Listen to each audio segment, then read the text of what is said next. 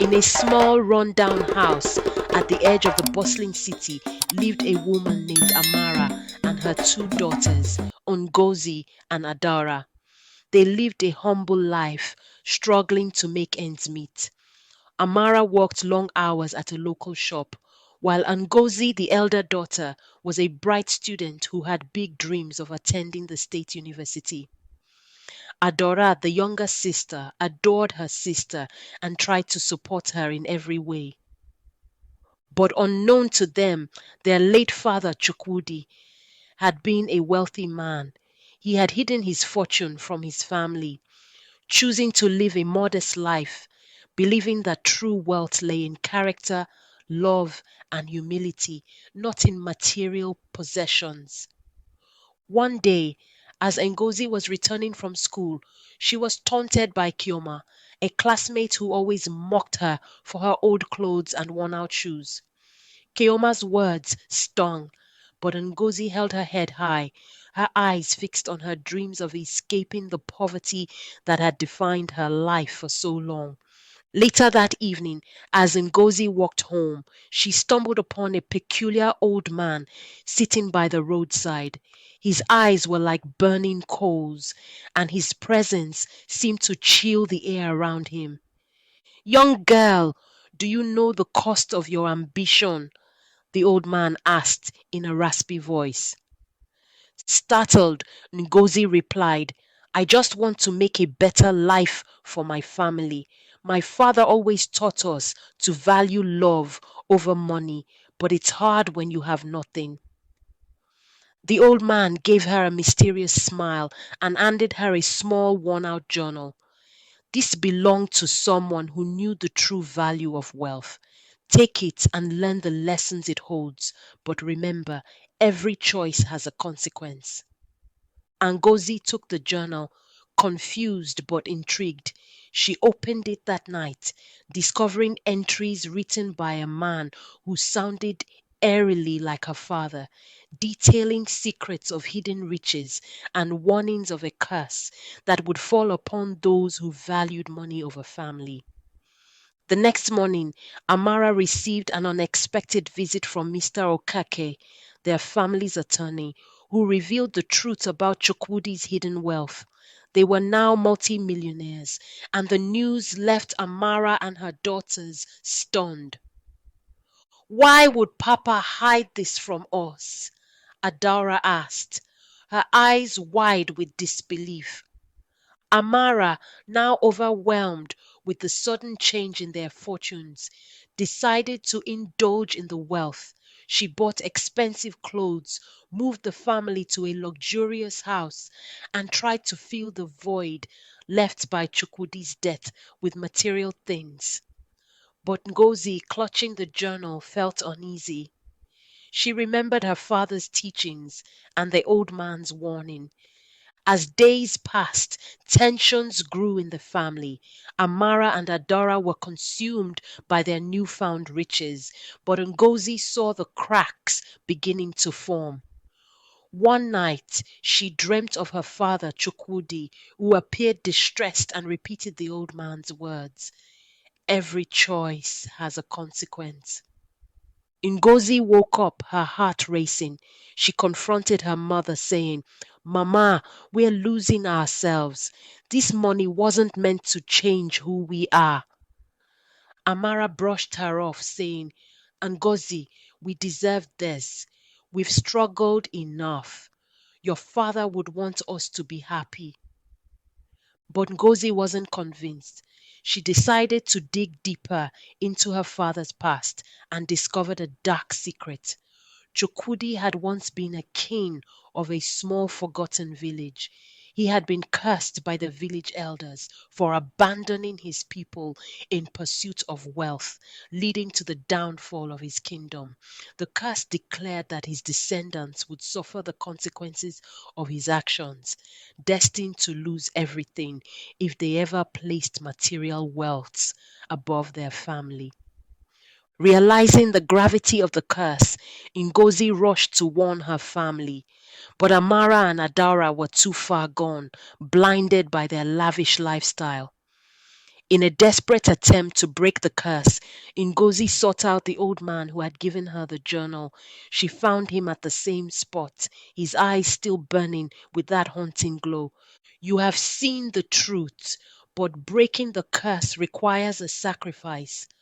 Are you willing to give up everything for your family? He asked. Ngozi nodded without hesitation. I will do whatever it takes to save them. The old man handed her a small ancient looking amulet and said, take this to the village where your father was king. Place it at the foot of the ruined palace, and the curse will be lifted. But remember, your family must come willingly, with pure hearts, or the curse will remain. Ngozi returned home and told Amara and Adara about the curse and the journey they needed to undertake.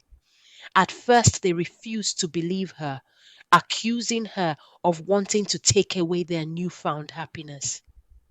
But as strange occurrences started plaguing their lives, Amara's business deals failing, Adaora falling ill, and their wealth mysteriously dwindling, they finally agreed to follow Ngozi.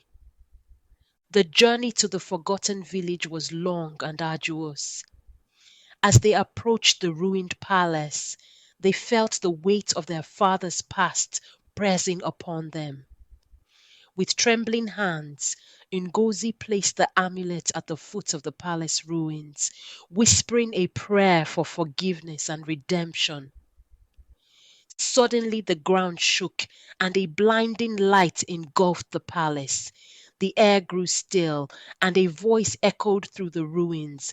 The curse is lifted, but the true wealth lies within your heart. Ngozi, Amara, and Adara stood in silence, tears streaming down their faces. They had learned the hard way that true wealth wasn't in the money their father left behind, but in the love and memories they shared as a family. They returned to Lagos, not to their mansion, but to their humble home, where they found solace in each other's company, just as Chukwudi had always wanted. Back in their small house, Amara, Ngozi, and Adara tried to adjust to their old life, but things were different. The lingering effects of their journey and the curse left their spirits low. Amara, who once reveled in luxury, found herself battling the emptiness of returning to a simpler life. She spent nights staring at the ceiling, haunted by her husband's choices and her own. Ngozi was determined to bring her family back together. She pored over her father's journal, searching for any remaining clues that might restore peace to their home. The pages were filled with Chukwudi's regrets, his dreams for his daughters, and cryptic notes about the curse. It became clear that the curse's lift wasn't just about placing the amulet. It required a deeper connection, a healing of hearts that had been scarred by greed and loss. One evening, Ngozi found Adara crying softly in their shared room. Her little sister, who once adored her so much, seemed to be drifting away. Ngozi sat beside her, holding her close. I miss Papa, Adora whispered. He promised us so much, and now he's gone. It's like he's still punishing us. Ngozi felt a pang of guilt. Papa loved us, Adara. He made mistakes, but he did it to protect us. We have to stick together. That's what he would want. But Adara pulled away. You're always talking about what he wanted. What about us? What do we want? I don't want to go back to being poor. I'm tired of struggling. Ngozi didn't have an answer. She realized that the curse wasn't just about their father's actions. It was about their own internal battles, fighting between what they had been taught and what they truly felt. Meanwhile, their mother Amara's own guilt grew heavier. She began receiving strange dreams of her husband. In these dreams, Chukwudi stood on the ruins of his old palace, surrounded by shadows that whispered accusations, blaming him for abandoning them. Each time Amara would wake up drenched in sweat, Chukwudi's voice echoing in her ears. You must atone, Amara, not just for me, but for our children. One night the dreams escalated. Amara dreamt of her daughters wandering lost in the old village, their voices calling out for her, but she couldn't reach them. She awoke with a start, feeling a presence in the room. There, at the foot of her bed, stood the same old man Nongozi had met by the roadside. His eyes, glowing with an unsettling light, stared into her soul.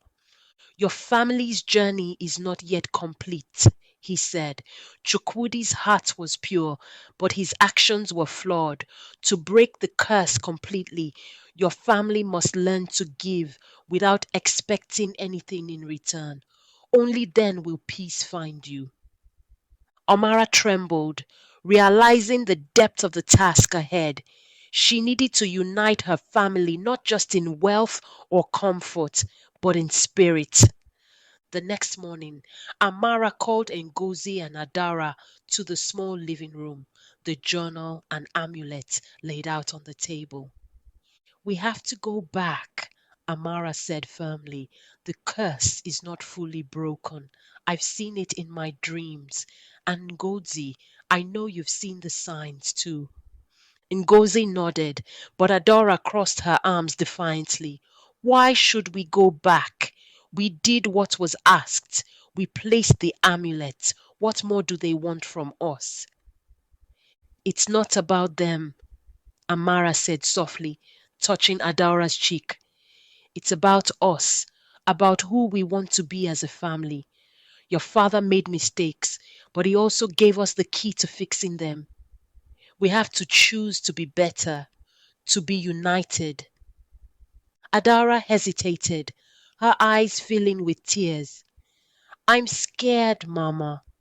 I'm scared we'll never be happy again. Amara hugged her tightly. Happiness isn't something we find, Adara. It's something we build together. We'll face this as a family. With a reluctant but hopeful spirit, the family set off again for the forgotten village. The journey felt different this time. It was not just a physical trek, but a spiritual one, as each step seemed to strip away the layers of anger, guilt, and pain they had carried for so long. When they reached the village, the old man awaited them. This time he wasn't alone. The spirits of the villagers who once lived under Chukwudi's rule surrounded them, faces etched with sorrow, yet there was a glimmer of hope in their eyes. You've returned, the old man said, but words are not enough.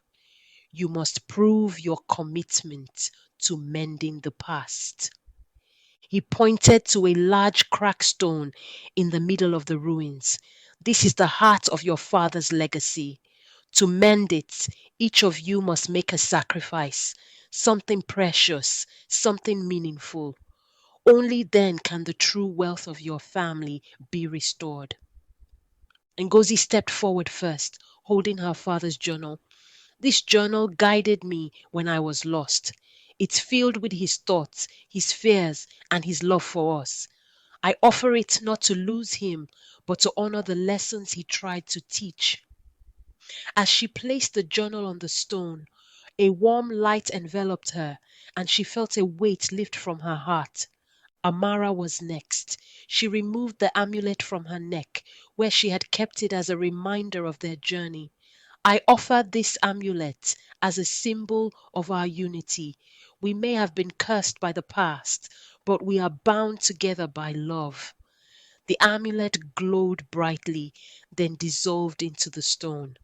Adara hesitated, clutching a small worn teddy bear, her last tangible memory of her father. She looked at her mother and sister, then back at the spirits. I don't have much, but this bear was my comfort when Papa died.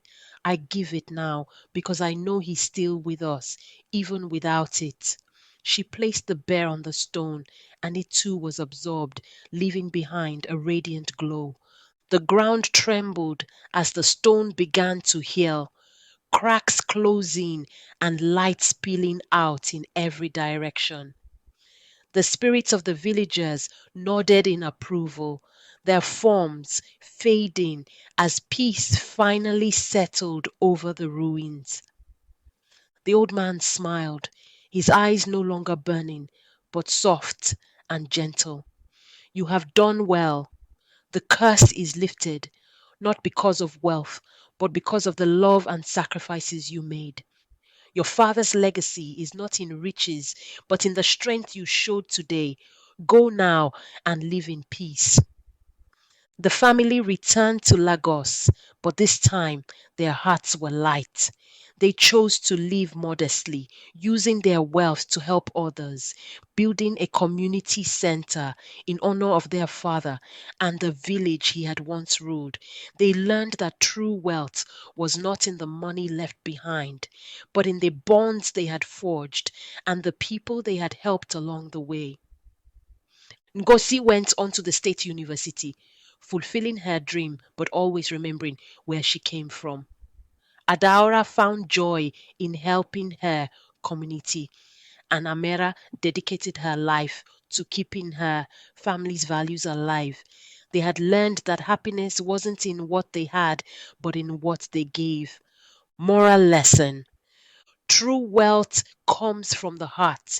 It's found in the love we share, the sacrifices we make, and the way we support each other. No amount of money can replace the value of a united family.